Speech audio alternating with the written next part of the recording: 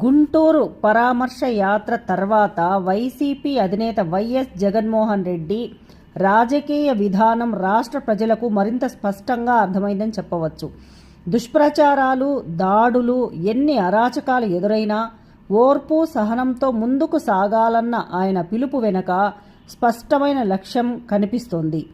మళ్లీ అధికారంలోకి వచ్చి నవ్యాంధ్రకు కొత్త పాలన అందించాలన్నది ఆయన సంకల్పం. కుట్రపూరిత రాజకీయాలు, దౌర్జన్యాలకు పాల్పడుతున్న నేతలు, అధికారులకు చట్టపరంగా గుణపాఠం చెబుతామని జగన్ స్పష్టం చేశారు.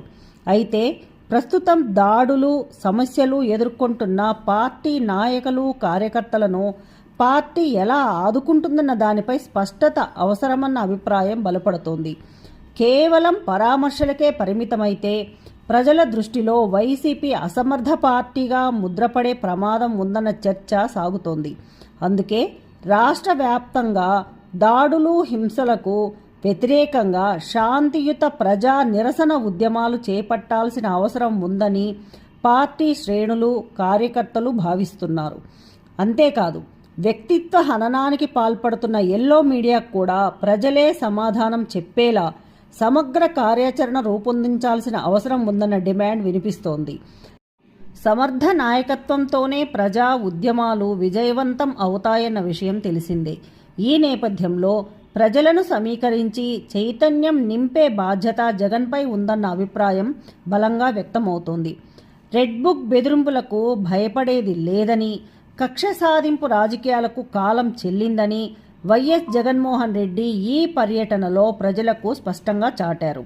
కూటమి ప్రభుత్వ వైఫల్యాలను ఎండగట్టేలా గుంటూరులో పెద్ద సంఖ్యలో ప్రజలు జగన్ వెంట కదిలి తమ నిరసనను వ్యక్తం చేసినట్టుగా భావించవచ్చు. న్యాయం గెలవాలని, ప్రజల పక్షాన నిలిచే నాయకుడిగా వైఎస్ జగన్కు మద్దతుగా నీరాజనం పలికారు ప్రజలు. ఈ సందర్భంగా గుంటూరులో టీడీపీ గూండాల దాడికి గురైన అంబటి రాంబాబు కుటుంబ సభ్యులను వైఎస్ జగన్మోహన్ రెడ్డి పరామర్శించి వారికి ధైర్యం చెప్పారు. ప్రజాస్వామ్యాన్ని, న్యాయాన్ని కాపాడాల్సిన బాధ్యతను ప్రభుత్వం విస్మరించిందని ఆగ్రహం వ్యక్తం చేస్తూ ఇటువంటి దాడులను తీవ్రంగా ఖండించాల్సిందేనని ప్రజలు కోరుతున్నారు. వైఎస్ జగన్ పర్యటన గుంటూరులో రాజకీయంగా ప్రాధాన్యం సంతరించుకోగా ప్రజల నుంచి వచ్చిన స్పందన కూటమి ప్రభుత్వంపై పెరుగుతున్న అసంతృప్తిని స్పష్టంగా ప్రతిబింబించిందని చెప్పవచ్చు.